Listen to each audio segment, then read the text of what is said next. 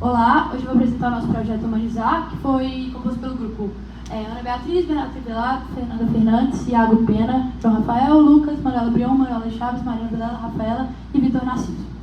O projeto é composto por 2 etapas. A primeira etapa é a atividade interdisciplinar, entre a disciplina de Humanização e Prática Formativa na Comunidade 4, e a segunda etapa é o protótipo da atividade de humanização em serviços de saúde. Então, falando um pouco da atividade interdisciplinar, o nosso projeto foi realizado na APAI aqui de Belo Horizonte. A APAI significa Associação de Pais e Amigos de Pessoas Especiais. Pessoas especiais hoje em dia é um termo incorreto para ser utilizado, a gente utiliza pessoas com deficiência. A APAI é uma organização social sem fins lucrativos, formada por pais e amigos, mantida pela colaboração de pessoas, empresas e entidades da sociedade civil. O nosso público-alvo eram pessoas com deficiências, que abrangiam pessoas de todas as idades, desde crianças nas escolas até jovens, adultos e idosos nas casas-lares. Além disso, o projeto também abrangia, a APAI também abrange os familiares dessas pessoas com deficiência. A APAI daqui de Belo Horizonte assiste mais de 5.501 pessoas, mas o nosso projeto tinha um foco nas casas-lares, que eram compostas por 12 pessoas, e nas salinhas com as mães, em que a gente fazia atividades com mais ou menos 5 mães em casa. Na imagem da esquerda, a gente está fazendo uma ação musical nas casas-lares, e na imagem da direita, a gente está fazendo uma ação musical com as mães. Bom, a gente sabe que o acolhimento é de maior relevância, é um dos principais componentes da Política Nacional de Humanização do SUS. E a gente sabe que acolher é reconhecer o que o outro traz como legítima e singular necessidade de saúde. O acolhimento deve comparecer e sustentar as relações entre as equipes, serviços e usuários e populações. Como valor das práticas de saúde, o acolhimento é construído de forma coletiva a partir da análise dos processos de trabalho e tem como objetivo a construção das relações de confiança, compromisso, vínculo entre as equipes de saúde, trabalhadores da equipes e usuários com sua rede social respectiva. Então, a partir desse princípio, a gente sabe que a gente conseguiu fazer isso lá no nosso PFC, porque a gente conseguiu criar um ambiente de apoio, de compreensão nosso com os participantes e com as famílias, e aí a gente conseguiu fazer com que eles se sentissem valorizados e cuidados, e a gente também conseguiu criar, além disso tudo, um relacionamento de confiança, em que eles podiam contar as coisas pra gente, e aí a gente conseguiu ter uma troca de experiência significativa, tanto pra eles quanto pra gente. Bom, agora eu vou falar um pouco sobre o vínculo, como ele foi aplicado na nossa ação extensionista. O vínculo, ele abrange 3 aspectos, que é uma pactuação entre ambas as partes que estão fazendo a comunicação.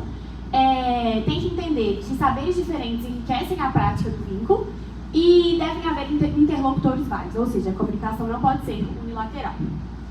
Nesse sentido dos interlocutores válidos, na PAI, os alunos conseguiram desenvolver uma comunicação adaptada para as pessoas.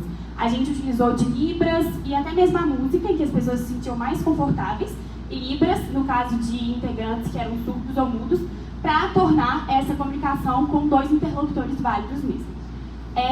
A gente tinha também um pacto de compromisso, né, que faz parte de um dos aspectos do vínculo, nos encontros. Então, de 2 em 2 semanas, a gente tinha o compromisso de encontrar com essas pessoas, e o sentimento de confiança e intimidade foi, então, evoluindo. Foi possível observar isso. Segundo a Política Nacional de Atenção Básica, o vínculo consiste na construção da relação de afetividade e confiança entre o usuário e o trabalhador. Essa relação é construída ao longo do tempo e tem um potencial terapêutico. Então, é exatamente isso que a gente fez lá na PAI. Afetividade, momentos de protagonismo e de participação dessas pessoas foram muito observados, a gente conseguiu observar uma evolução desses momentos. E, por fim, é muito importante entender e respeitar as diferenças, que é uma grande parte do conceito de vínculo, já que essas diferenças enriquecem e tornam o processo mais diversificado. Bom, agora eu vou falar um pouco sobre a comunicação com o paciente.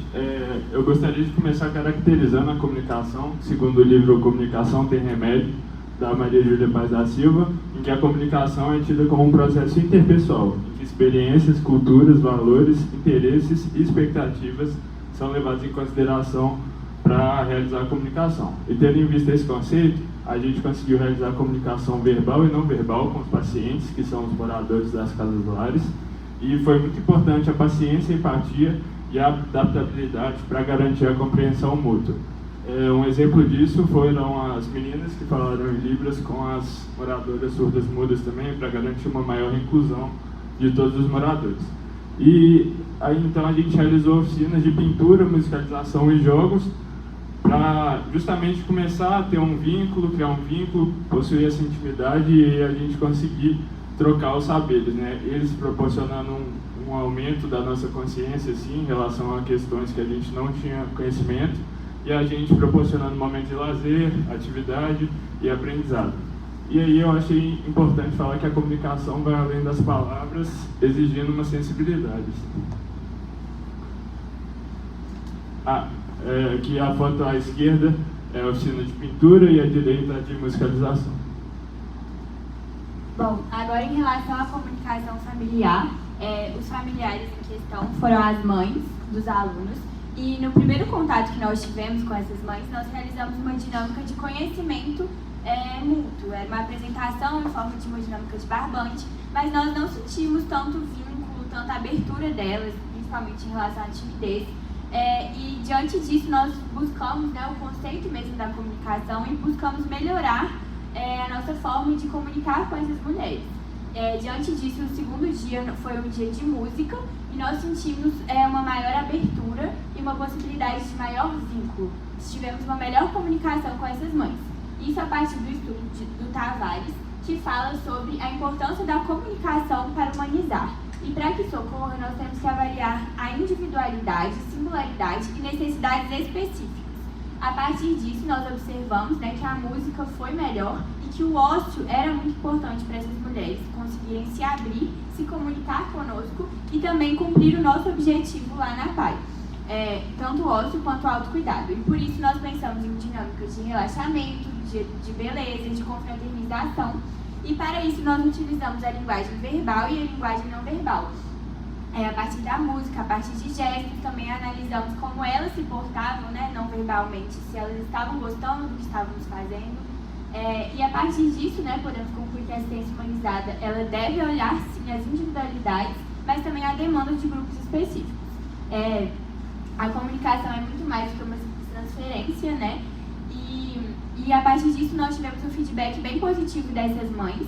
Elas agradeceram no último encontro e o nosso feedback também foi positivo, o que mostrou que foi uma boa comunicação de ambos os lados.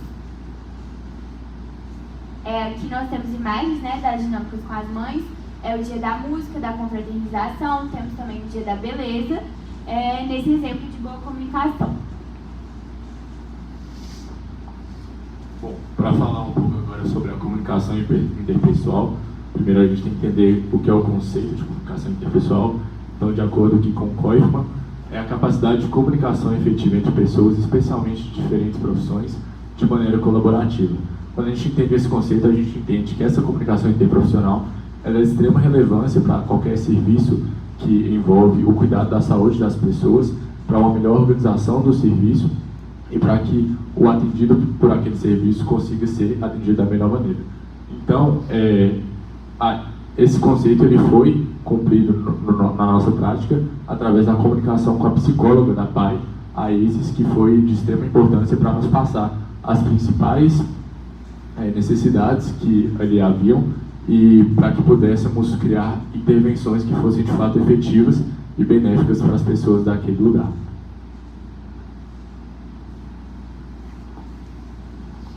Falando um pouquinho sobre a comunicação não violenta, é um termo que foi desenvolvido por Marshall Rosenberg, que visa criar uma comunicação efetiva de forma a resolver problemas e situações. E aí ele desenvolveu 4 pilares da comunicação não violenta, que é a observação, sentimento, necessidade e pedido. Na observação, cabe ao interlocutor observar a situação de forma livre de julgamentos e de interpretações. E assim, no sentimento, perceber os sentimentos que ele sente a partir da observação dessa situação. E depois, com a necessidade, avaliar o que se faz necessário para que os sentimentos sejam alcançados de acordo com a situação. E o pedido ele tem que ser elaborado de forma clara e que visa buscar ações efetivas e concretas para atender a necessidade que surgiu a partir do sentimento. E essa comunicação sem julgamentos leva em consideração todos os sentimentos e os limites de todas as partes envolvidas. Por isso que foi importante para que nós alunos utilizássemos essa comunicação não violenta, tanto com as mães quanto com os moradores da Casa Lar. Que assim a gente cria um vínculo de confiança quando mostramos que não temos julgamento em relação ao que está sendo discutido e também cria um ambiente próprio para que as pessoas possam expor os seus sentimentos e as suas necessidades. Inclusive, no final de cada atividade, quando ouvíamos os moradores e as mães e o que eles queriam em relação às futuras atividades e o que sentiram em relação às atividades que foram feitas no dia.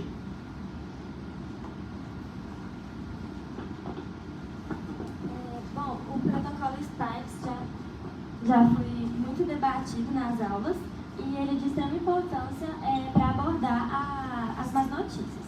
Então, eu vou falar, são 6 etapas, começando pela letra S, que é importante reunir com o paciente em um local adequado, silencioso e em um local que ele se sinta confortável. A letra P é Perception, que é perceber o paciente, o que ele sabe sobre o diagnóstico dele, quais são os riscos e expectativas que ele tem. A letra I é convidar para receber a má notícia. Então, é importante saber se o paciente quer saber de todo o diagnóstico ou se ele quer saber de informações mais superficiais. A letra K é knowledge, que é contar para o paciente o diagnóstico, utilizando linguagem mais informal para ele compreender 100% do seu estado de saúde. A letra E é acolher as emoções, que podem acontecer em qualquer momento, pode ser um estado de silêncio ou um estado de choque, tristeza, choro. Então é importante utilizar tanto linguagens verbais quanto não verbais, como contato visual, segurar a mão do paciente.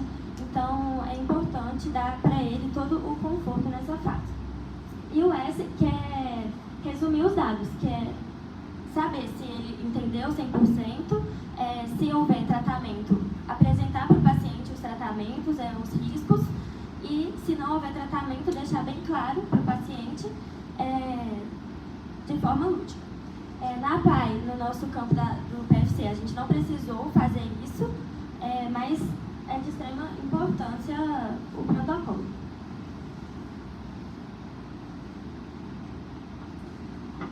Falando agora um pouco sobre autonomia e protagonismo do sujeito, nada mais é do que o sujeito ele tomar parte, ele tomar consciência e participar ativamente das decisões relacionadas à sua saúde, impondo, né, suas características individuais, as crenças e as próprias vontades, o que facilita a adesão, a dinâmica e a utilização mais eficiente de recurso e tempo. No contexto do campo, a gente pode perceber quando os moradores das casas lares e as mães, elas sugeriram atividades lúdicas e dinâmicas que gostariam de fazer ao longo do semestre. Pode passar. Ambiência. A ambiência nada mais é do que um lugar com uma estrutura física adequada, recursos humanos e materiais, que garante um conforto, um acolhimento, respeito a privacidade do usuário e seja um lugar de encontro das pessoas. A gente pode perceber uma forte identificação tanto das mães, da rede de apoio, na APAI, quanto os moradores em relação ao local onde eles vivem.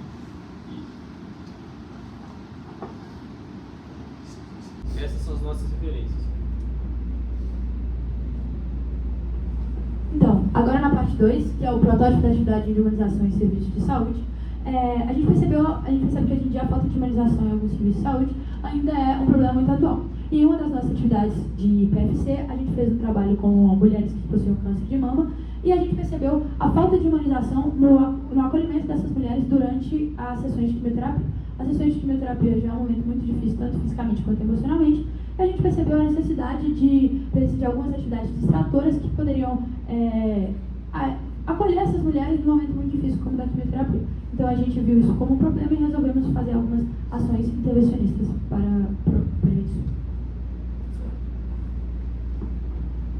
Segundo o dicionário Aurélio, humanizar é atribuir caráter humano. E segundo a Organização Mundial de Saúde, saúde é um estado de bem-estar geral, tanto físico, mental e social, não só a ausência de doenças. Então, nesse sentido, foi criado pela Organização Mundial, pelo Ministério da Saúde, o Programa Nacional de Humanização e Assistência Hospitalar, que visa trazer humanização para os pacientes que estão no ambiente hospitalar. Dessa forma, pensando na quimioterapia, que a Manuela já disse anteriormente, que é um processo que busca tratar o câncer, em que o paciente tem que ir para o hospital para receber o tratamento de forma ambulatorial ou internado, e sendo assim, ele muda a sua rotina e a sua vida normal, a gente pensou que uma forma de humanizar o tratamento quimioterápico seria a contação de histórias, que abre um espaço em que os pacientes podem ouvir e ser ouvidos e alivia, pelo menos um pouco, esse momento tão difícil enfrentado pelos pacientes. Além de tudo isso, da falta de vida normal, da falta da rotina enquanto o paciente está internado no hospital, também existem os efeitos adversos da quimioterapia. E com a contação de histórias, a gente visa minimizar um pouco o sentimento de perda da sua vida pelos pacientes que estão lá internados no hospital.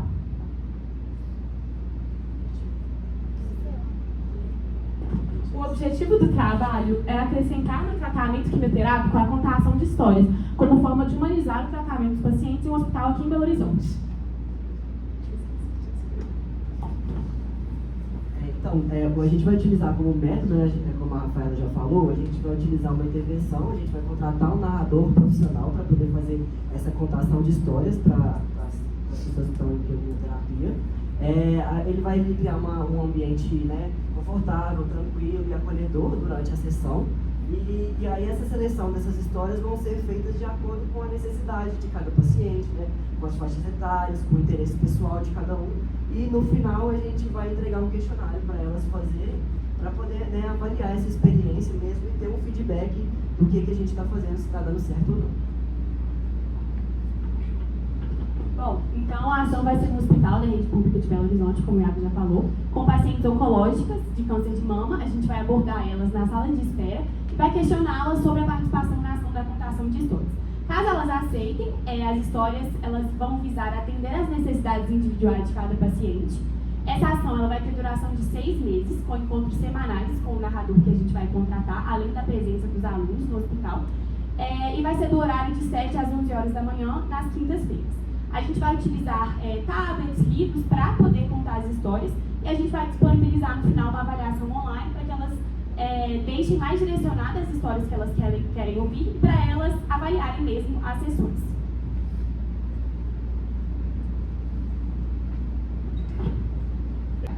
Nos nossos resultados esperados, a gente pensa no final de 6 meses, com melhoria na experiência geral dos pacientes, a redução do sofrimento, conforto emocional, fortalecimento psicológico e emocional do paciente e proporcionar um ambiente mais positivo e acolhedor.